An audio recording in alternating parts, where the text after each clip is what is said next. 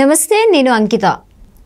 కేటీఆర్ గారు చెప్తూ జగన్మోహన్ రెడ్డి మంచి పరిపాలన అందించారు, అయితే ఆయన అసలు ఓటమికి కారణం ఏంటి అనేసి ఢిల్లీ నుంచి ఆయన అయితే కొన్ని వ్యాఖ్యలు అయితే చేశారు. సో దానిపైన డిస్కస్ చేయడానికి నాతో పాటు senior journalist CS Rao sir here with us. ఆయన అడిగి మరిన్ని విషయాలు తెలుసుకుందాం. Hi sir. హలో సార్, రీసెంట్గా చూసుకుంటే ఢిల్లీ నుంచి కేటీఆర్ కొన్ని వ్యాఖ్యలు అయితే చేశారనమాట. జగన్మోహన్ రెడ్డి చాలా మంచి పనులు అయితే చేశాడు, సో ఆయన చేసిన మంచి పనులకి ఆయనకి ఎందుకు ఇంత ఓటమి వచ్చింది, ఇది చాలా ఆశ్చర్యానికి గురి చేసిందని చెప్తున్నారు. సో ఎందుకంటారు? సో ఒకటేంటంటే మాజీ మంత్రి KTR BRS party working president, ఆయన ఆంధ్ర రాజకీయాల మీద కాన్సన్ట్రేషన్ చేసి జగన్మోహన్ రెడ్డిని జాకీలతోటి లేపేటువంటి ప్రయత్నం చేస్తున్నారు రాజకీయంగా. 2024లో జరిగినటువంటి ఎన్నికల్లో ఘోరమైనటువంటి ఓటమిని చవి చూసింది వైఎస్ఆర్ కాంగ్రెస్ పార్టీ. కేవలం 11 ఎమ్మెల్యే స్థానాలకు మాత్రమే పరిమితం అయ్యారు.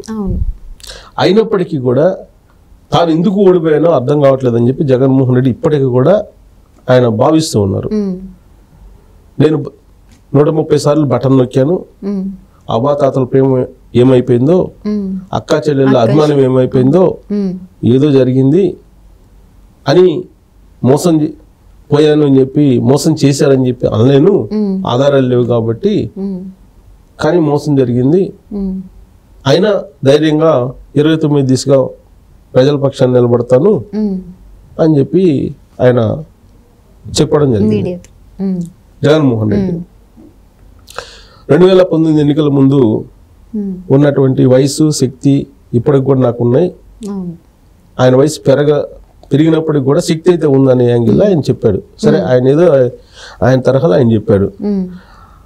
అయితే ఓటమికి 1,00,000 కారణాలు ఉన్నాయి అనేటువంటి అంశాన్ని ఆయనకి తెలియజేయడానికి వైఎస్ఆర్ కాంగ్రెస్ పార్టీలో ఉండేటువంటి వాళ్ళే ధైర్యం చేయలేకపోతున్నారు.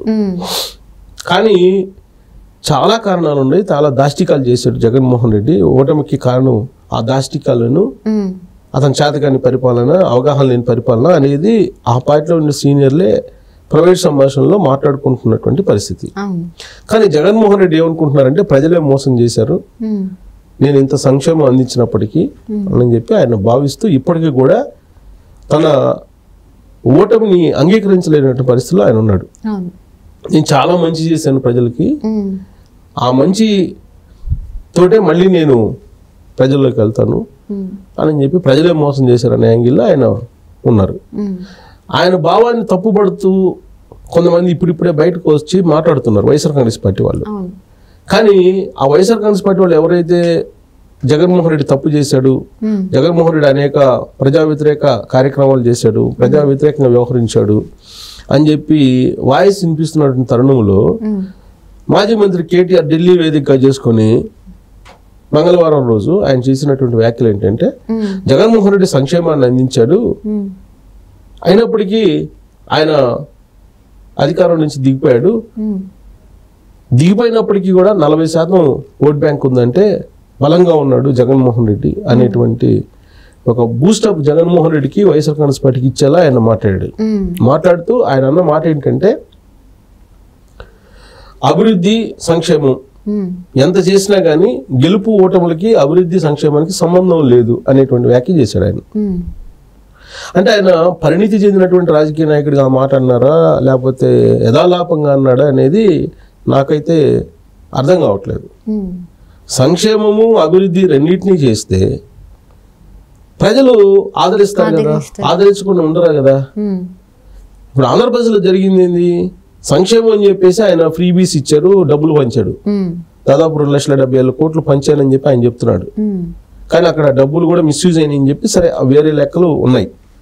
ఆయన సంక్షేమం నేను రోజు బటన్ నొక్కుతున్నాను, ప్రతి నెల బటన్ నొక్కి డబ్బులు వేస్తున్నాను, సంక్షేమానికి 2,70,000 కోట్లు పంచాను అని చెప్పి ఆయన చెబుతున్నాడు. అభివృద్ధి అనేది లేదు కదా.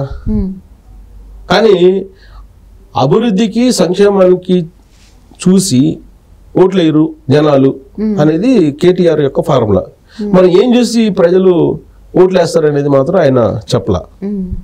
ఇప్పుడు ఆయన ఈక్వేషన్ ఏంటి, 2023 అసెంబ్లీ ఎన్నికల్లో తెలంగాణలో బీఆర్ఎస్ పార్టీ అనేక అభివృద్ధి చేసింది 10 సంవత్సరాల పాటు, 2014 నుంచి 2023 వరకు. అయినా కానీ ప్రజలు ఓట్లు వేయలేదు. కాబట్టి అభివృద్ధిని చూసి ప్రజలు ఓట్లు వేయరు అనేది ఆయన సూత్రీకరణ. సంక్షేమం చేసినప్పటికీ కూడా ఓట్లేరు అనేది ఆంధ్రప్రదేశ్లో జగన్మోహన్ రెడ్డి ఫలితాలను చూసి ఆయన ఉదహరిస్తున్నారు. ఈ రెండింటినీ కలిపి అభివృద్ధి చేసినా సంక్షేమం చేసినా ఓట్లేరు జనాలు అని చెప్పారు. మరి ఓట్లు ఎలా వేస్తారు అనేది మాత్రం చెప్పలే ఆయన. కానీ 2023 అసెంబ్లీ ఎన్నికల్లో ఓడిపోవడానికి కారణం ప్రజా సంబంధాలు సరిగ్గా లేకపోవడం కారణంగా ఓడిపోయాము అనేది ఆయన చెప్తున్నారు. చెప్తూ అహంకారం పూర్తిగా వ్యవహరించినందువల్లనే మీరు ఓడిపోయారా అనేది క్వశ్చన్ వచ్చినప్పుడు అహంకారానికి ఆత్మవిశ్వాసానికి తేడా తెలియకుండా మాట్లాడొద్దు అని చెప్పి జర్నలిస్టుల మీద ఆయన విరుచుకుపడ్డారు ఢిల్లీ కేంద్రంగా చేసుకుని.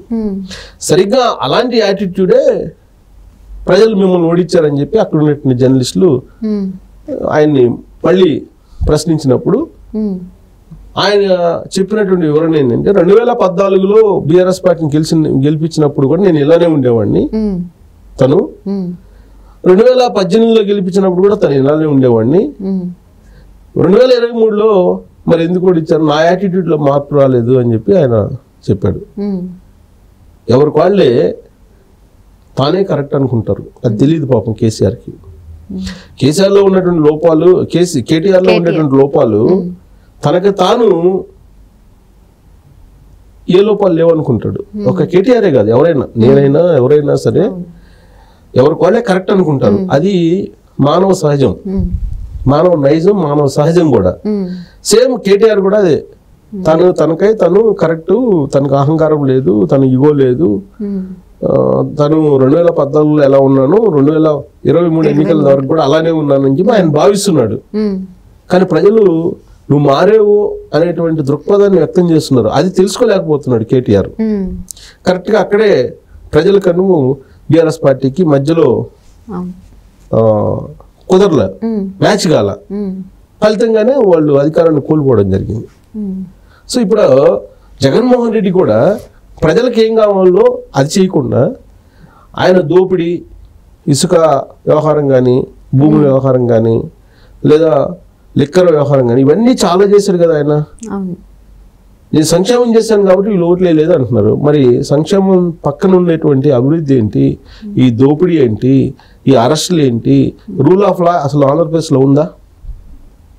అసలు ల్యాండ్ టైటిలింగ్ యాక్ట్ అనేది ఒక సెంటు భూమి ఉండేటువంటి వాళ్ళకి ఇచ్చేటువంటి పట్టాలో కూడా జగన్మోహన్ రెడ్డి బొమ్మ వేసుకున్నారు కదా, సర్వేరాల మీద కూడా బొమ్మ వేసుకున్నారు కదా జగన్మోహన్ రెడ్డి. ఎందుకు ఒప్పుకుంటారు? ఎవరు భూమి వాళ్ళది, ఆ భూమిని చూసి వాళ్ళకి మానసికమైనటువంటి బంధం ఉంటుంది, భూమికను, ఆ రైతుకి, భూమికి, ఆ యజమానికి. అలాంటిది జగన్మోహన్ రెడ్డి వచ్చేసి తన ప్రైవేట్ ఆస్తిలాగా అతను బొమ్మలు వేసుకుంటే ప్రజలు జీర్ణించుకుంటారా? ఇలాంటి తప్పులు అనేకం చేసి ప్రజల్లో తప్పుపడుతున్నారు అటు జగన్మోహన్ రెడ్డి టు కేటీఆర్. రియలైజ్ అవుతున్నటువంటి పాయింట్ వచ్చినప్పుడు, రియలైజ్ అవుతున్నటువంటి రోజులు కనిపిస్తుంటే దాని మీద రియలైజ్ కాకుండా కేటీఆర్ ఇప్పుడు జగన్మోహన్ రెడ్డి జాకీ బిట్ లేపేటువంటి ప్రయత్నం చేస్తున్నాడు కేటీఆర్. అంటే కేటీఆర్ ఇప్పటికీ కూడా ఆయన రాజకీయపరమైనటువంటి లోతుల్లోకి వెళ్ళలేదు అని చెప్పి మనం అనుకోవడానికి అవకాశం ఉంది. లేదంటే 2023 ఎన్నికల్లో, అసెంబ్లీ ఎన్నికలు తెలంగాణ జరిగినవి, 2024లో జరిగినటువంటి ఆంధ్రప్రదేశ్ ఎన్నికల ఫలితాలు కనుక చూస్తే అటు జగను ఇటు కేసీఆర్ ఇద్దరు ఒకే తప్పు చేశారు, ఒకే తప్పుతో ఓడిపోయారని చెప్పేసి మనం అనేక అంశాలని ఉదాహరణగా తీసుకోవచ్చు. మనం ఇక్కడేమో ధరణి పోట్లు పెట్టి బీఆర్ఎస్ పార్టీ ప్రజలకు దూరం అయింది, అక్కడేమో ల్యాండ్ టైటిలింగ్ పెట్టి జగన్మోహన్ రెడ్డి ప్రజలకు దూరం అయ్యారు అంశాల వారీగా తీసుకుంటే కనుక. ఇక్కడ ఛార్జీలు విపరీతంగా పెంచారు, అక్కడ ఛార్జీలు విపరీతంగా పెంచారు. ఇక్కడ మీడియాని కట్టడి చేశారు బీఆర్ఎస్ పార్టీ, అక్కడ మీడియాని కట్టడి చేశారు. ఇలా కంపేర్ చేసుకుంటూ పోతే ఇక్కడ ప్రగతి భవన్ దాటి కేసీఆర్ రాలా, అక్కడ తాడేపల్లి ప్యాలెస్ దాటి జగన్మోహన్ రెడ్డి రాలా. ఇక్కడ విచ్చలవిడితనం ఎక్కువైంది, విచ్చలవిడితనం ఎక్కువయ్యి వాళ్ళ ఫ్యామిలీ కుటుంబ పరిపాలన అనేది క్లియర్గా కనిపించింది తెలంగాణలో. అక్కడ జగన్మోహన్ రెడ్డి టీము పరిపాలన క్లియర్గా కనిపించింది. ఇక్కడ ప్రజలతో సంబంధం లేకుండా వాళ్ళు ప్రైవేటు ఎస్టేట్ లాగా, ప్రైవేటు జమానా లాగా పరిపాలన చేశారు రాష్ట్రాన్ని.